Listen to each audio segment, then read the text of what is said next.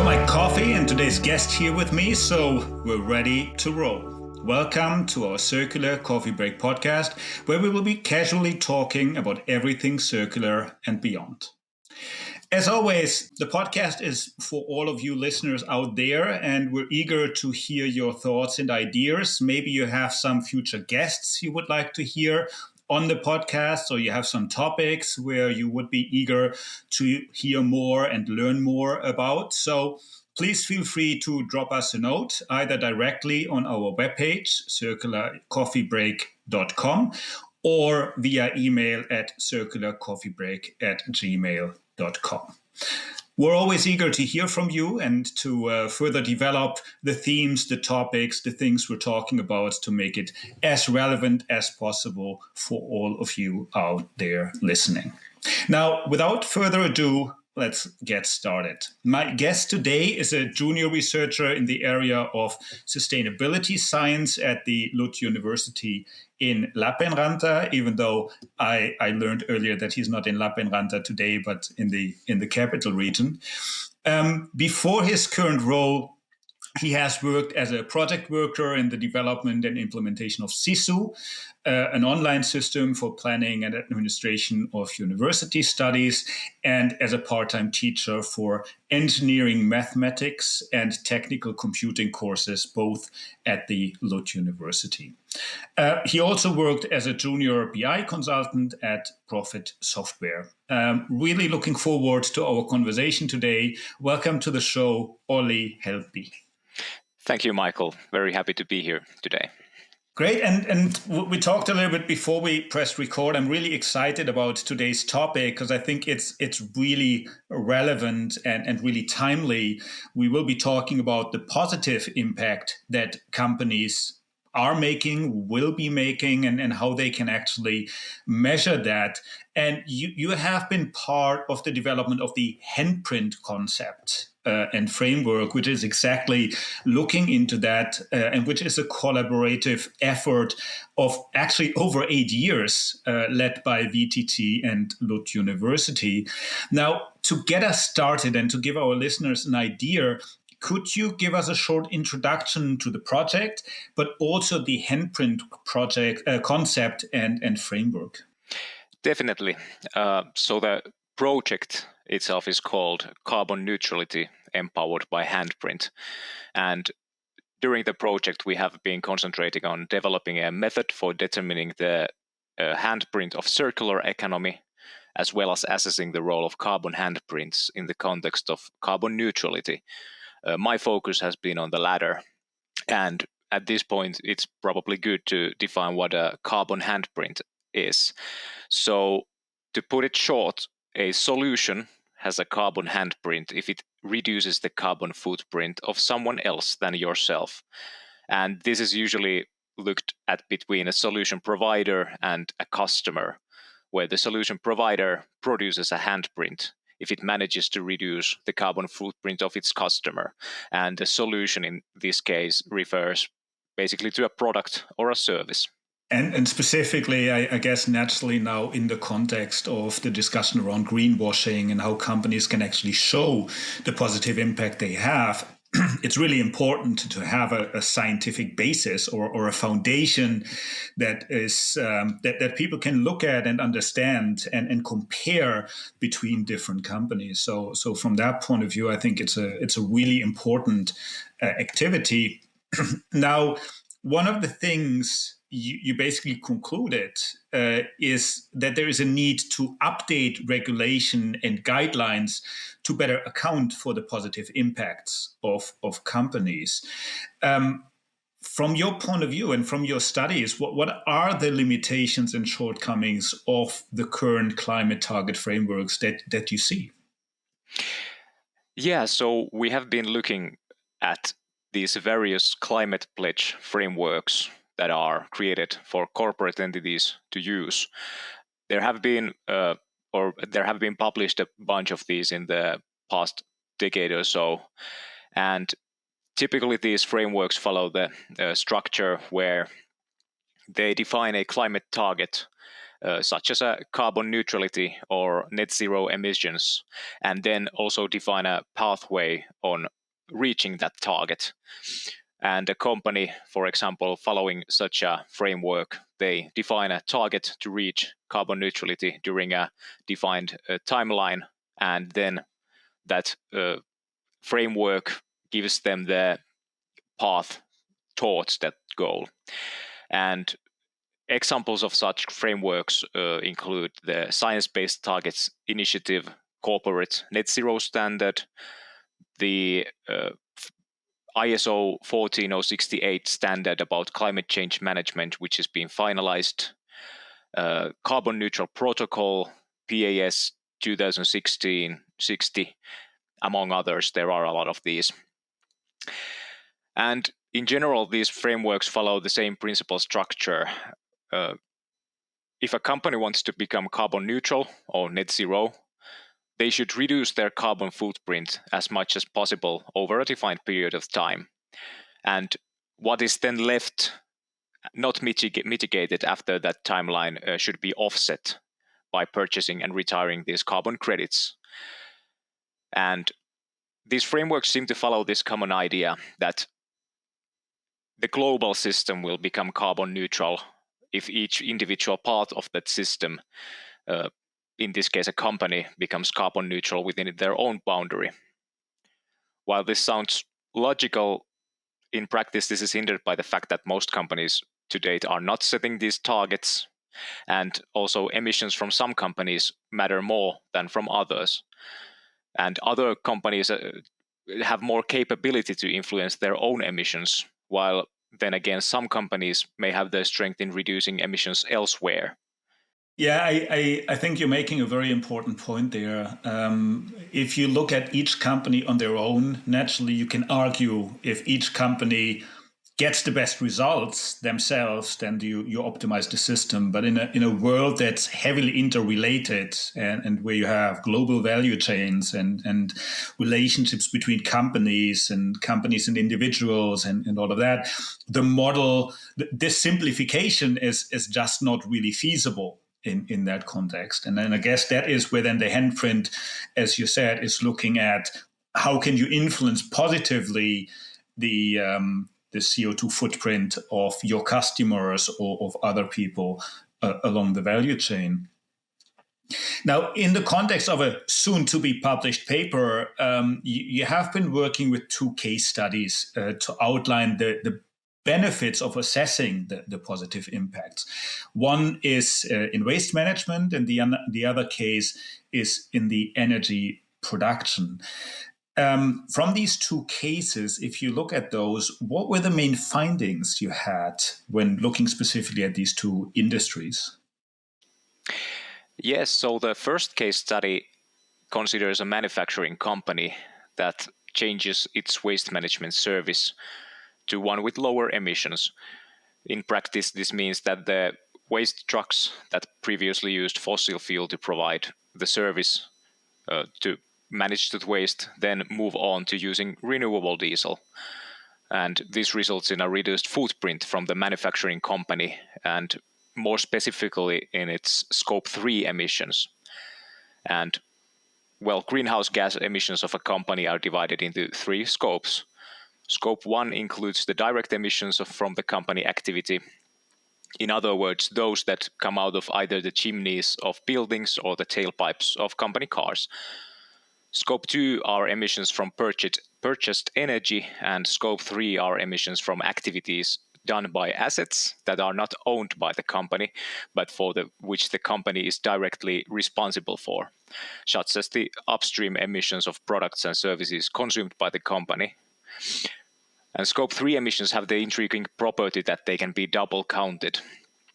In the case example, this is illustrated by the fact that if the waste management company reduces their direct Scope 1 emissions by 1 ton, the same amount of emissions are reduced from the Scope 3 of the manufacturing company.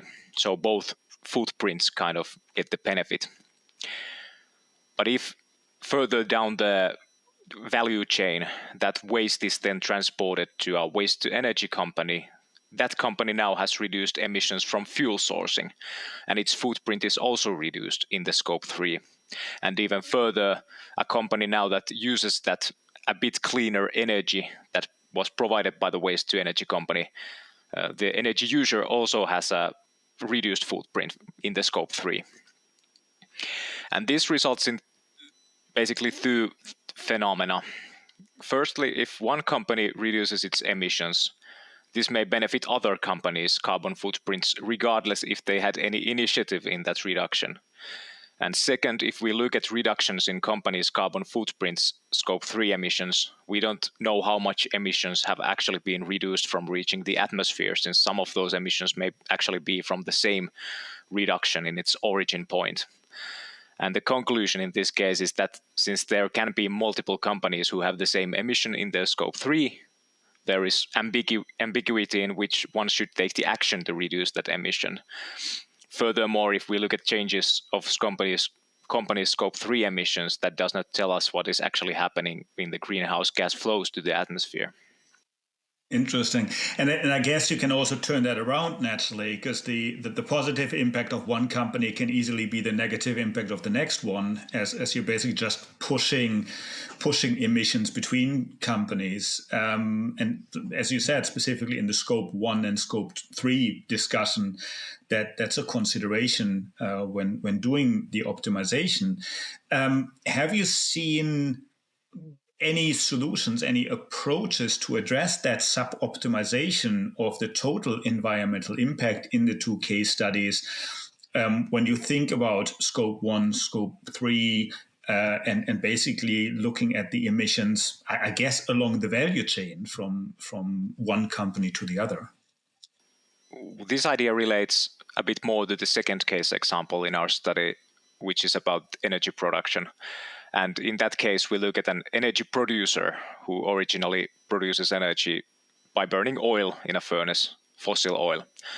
And they changed their method of production to a gas engine, which uses a biogas as a fuel. And this then leads to a reduction in scope 1 emissions of that energy producer. But now, as somebody has to provide that solution to the energy producer, the gas engine, the company that provides that equipment now has a new customer, and the company has to increase its production by that one gas engine unit. And this results in an increased carbon footprint for the equipment provider, specifically from the manufacture, transport, and use of that gas engine. And this is a type of a catch-22. In order for a company to reduce its emissions, another has to increase its emissions. And in such a case, we have to look at the system that includes both of these companies and see whether the total flow of emissions is reduced. So even though this solution increases the provider's footprint by some amount, that increase can be justified if it results in a greater reduction in the customer's emissions. So I guess you've been working with the companies that directly in these cases. How did they basically, when they participated, when they saw the results, when they basically followed the outcomes, how did they react? What was their take, and how did they adjust their behavior potentially, or considered adjustments in their operations, in their behavior? Well, we haven't yet heard about how they might have adjusted their actions, but they did find the results interesting. And it comes to if we communicated the results properly and if they understood what these findings properly, that's of course something that we don't actually know. But nevertheless, they found the results interesting. How do you see the broader application of this? Because I mean, you've now done two case studies in two industries that are very interesting, I guess, in the context of environmental impacts, energy and waste management. How do you see the broader application of both the handprint but also the findings of these case studies? Do you have any thoughts of what companies can learn from this in their own operations? Well, many companies are already calculating their carbon footprints as they are interested in reducing their climate impacts. And I think companies could benefit from calculating the handprints that result from their business as well. Because if a company recognizes its potential for both reducing its own footprint and creating handprints, it can evaluate whether its strengths lie on either side. For a company that already has a small footprint, decreasing its footprint further can be difficult and costly. That company might, however, have the ability to reduce its customers' footprint significantly. And I think a good example of this is if we compare an energy consultant company and, let's say, an energy producer. An energy consultant company is likely to have relatively low emissions that result from using computers, maybe driving a car to a customer, but they don't have big buildings that spew out flue gases, whereas a energy producing company is incinerating something usually, and something comes out of a lot of greenhouse gas emissions come out of the chimney. So if we give the same rules to these companies, so like reduce your carbon footprint as much as possible, and basically that's it. The energy consultant company reducing its own footprint makes relatively little difference to the global climate versus the energy producer, who definitely should try to make everything to reduce its footprint. But then again, that energy consultant company may have a lot of tools to help energy producing companies to reduce their footprints, and other companies as well, by helping them to increase energy efficiency or adapt new technologies. So the question comes down to, if the company has a euro to spend in either reducing its own footprint or having an effect on its customers' footprints, where is that euro the most rationally spent? And I think it is not every time the reduction of a company's own footprint where that the euro gives the best results considering these global climate targets. That's a really interesting observation you point out there, because over the years I had a lot of discussions specifically with services companies that have been struggling for a long time already with the concept of the carbon footprint, because they want to do something positive, but as you said, I mean, they have an office. And then maybe some commuting, and then the heating and cooling of their office space. But that's basically the footprint they have. So to optimize that is basically, reducing the room temperature from 21 degrees to 15 degrees, and basically asking people to commute to the office by bike or by public transport. And that's pretty much what they can do. At the same time, when they shift their service portfolio, and they basically help their customers in the context of their projects to be more environmentally friendly, to reduce their carbon footprint, to reduce their impact. That's naturally much more impactful, and an investment into that area would basically drive a significantly higher impact than it would in reducing their own footprint. So I fully agree. Do you see a difference, or do you see that reflection of service companies also in your example versus producing companies, where the handprint might even be outweighing the footprint from an impact point of view? Well, I do not have any straight examples of such a company, but I think it is definitely possible. Well, for example, I think the consultant company is a good example, because they likely have emissions from their activities, but the amount of handprint that they can produce is basically limited by the number of customers they have. And by getting more customers, they now have more potential to produce handprint for those using those customers. So this highlights the interesting thing about carbon footprint and handprint. The carbon footprint basically has a lower limit, that's zero. And once you reach that zero, is that the end of your climate action? Well, it doesn't need to be, because you can still continue reducing footprints of others, so you can still provide handprints. Yeah, it's interesting because for a lot of companies currently the main target is to be net zero. The main target is to reduce their footprint as much as possible, but not necessarily look at the positive side of things where they could actually then help their customers or help society at large to reduce their footprint, to reduce their impacts.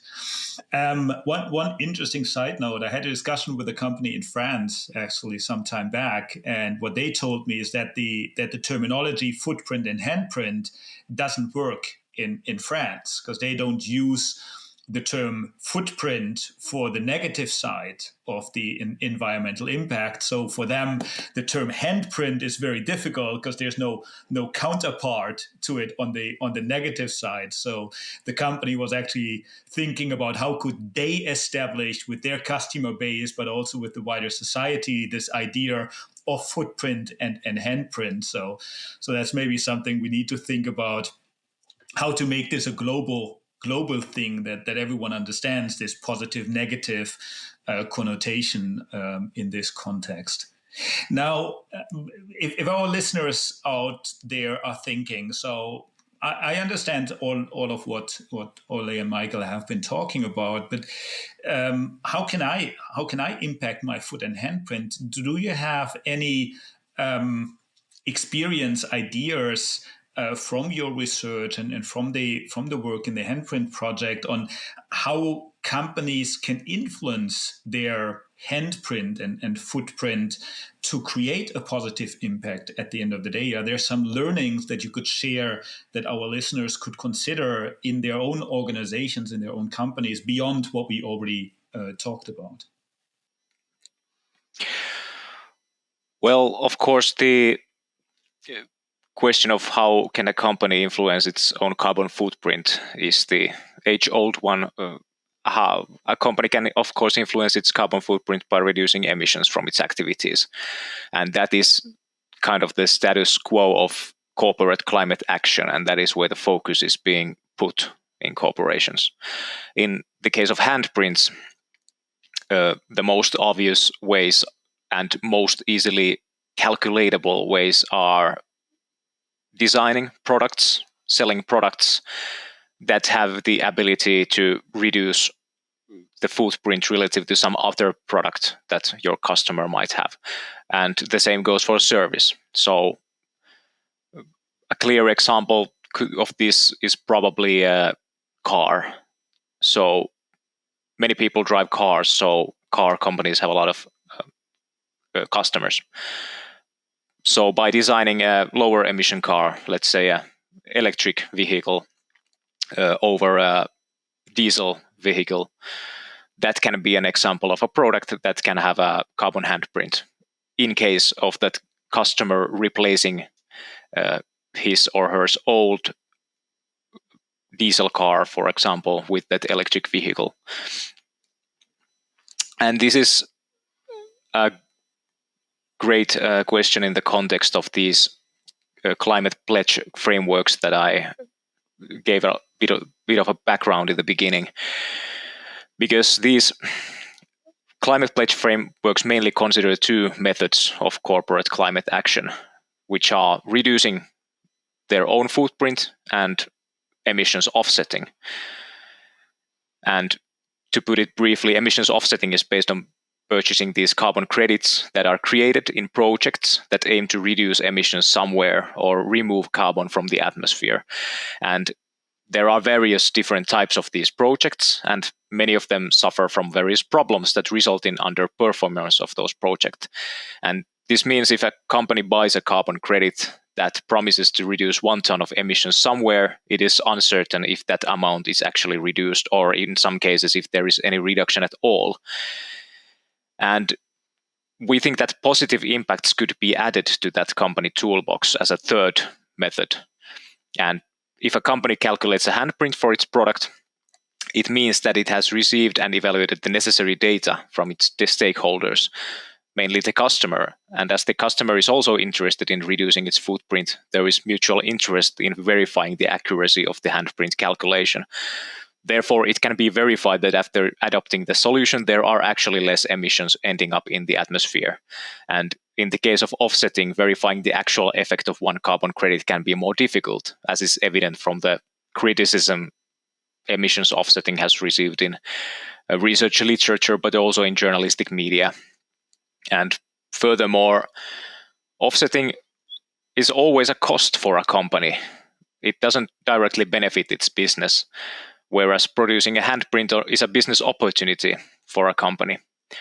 If a company reduces a ton of emissions from its customer, it does so by selling something, resulting in profits.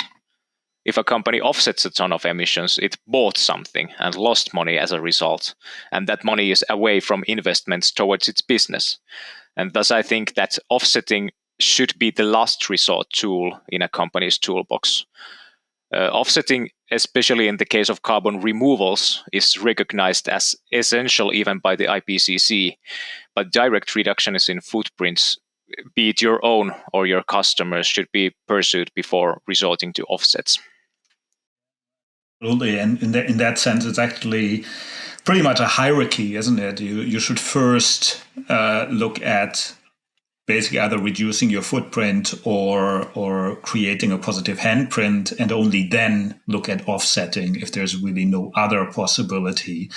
But then footprint and handprint should be equally considered in that context, as both basically impact the overall environmental impacts of a company or a value chain or a society in that context. So it's very, very interesting.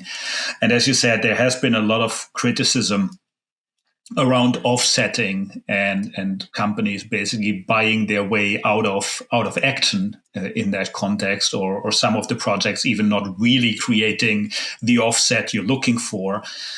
So handprint definitely is a very positive alternative. I also like what you said about this being a business opportunity. And I think that is something that more and more companies need to start realizing, that from a commercial point of view, the handprint actually is a very viable option to differentiate in the market, to help your customers, to create value for your customers, and with that basically translate that into a commercial success at the end of the day, and a positive commercial impact on top of the positive environmental impact. Now, at the top of the show, we said this has been an 8-year journey developing the handprint, and I think it has been 3 different projects that actually have been building on top of each other to arrive where we are today with the handprint concept and framework. And that work is now coming to an end. And I understand there will be a final seminar on the 14th of February that people can still register to, if they want to hear more about the project, about the handprint, about utilizing it. Where can they find more information about the project and about the event? Yeah, just to be clear, the research regarding handprints is definitely not coming to an end, and the handprint as a concept is just beginning its journey. But this project surely is coming to an end, and we do have the final seminar at 14th of February.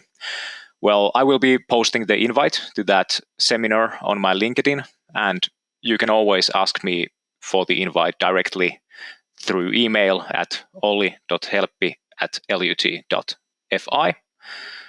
Those will be the main channels I will be at least messaging the final seminar. Okay, perfect. Thanks a lot. And I guess we will also link the handprint.fi webpage in the show notes when the episode is released, so you can also go there.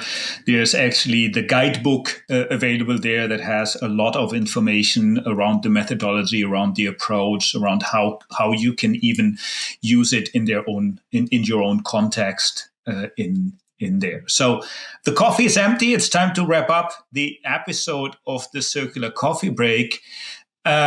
Thanks a lot, Olli, for joining me today. I think there's really a lot to talk about when it comes to the positive impacts that companies can create. And I think the handprint methodology, the handprint approach is actually an attempt to standardize, to create a scientific basis to that, to make it comparable between companies, which I mentioned earlier, the greenwashing directive. I think specifically in that context, it's critical for companies to find ways to get away from marketing claims and get to something that has a scientific data foundation to it that people can actually follow up. So thanks a lot for joining me today and for talking about the handprint and the research you've been doing. Thank you very much, Michael. For all of you listening out there, we hope today's episode was interesting, inspiring for you. You got some new ideas. As said, head over to the webpage, handprint.fi, to learn more about the methodology, and maybe you can use it in the context of your own operations, of your own organization. And as Olli said, you can also reach out to him if you want to learn more or if you're interested to embed the methodology into your project. If you like the podcast, you can help us out in growing the Circular Coffee Break community by giving us a 5-star rating and a positive review on Apple Podcasts, Spotify, or wherever else you're basically getting your podcast dose of the day. So that would be great. And we're always looking to extend the community, get more people to learn about circularity, about sustainable business. So we would really like to hear from you. We are now also on YouTube and on Medium, so also head over there, check out our content there. Eager to hear your thoughts about that as well. It's a new way for us to spread the ideas and the content from our guests, from our discussions here. So interested to hear from you about that, if that's helpful, if you like the content, if you have some more ideas there. Also, please remember to subscribe to stay in the loop. There's a lot of new guests coming up for the second season of the Circular Coffee Break. Every 2 weeks, there's new episodes with new interesting guests. Great. All that's left for me is to thank you for listening today and for being with us. And I'm looking forward to seeing you all here at the Circular Coffee Break podcast.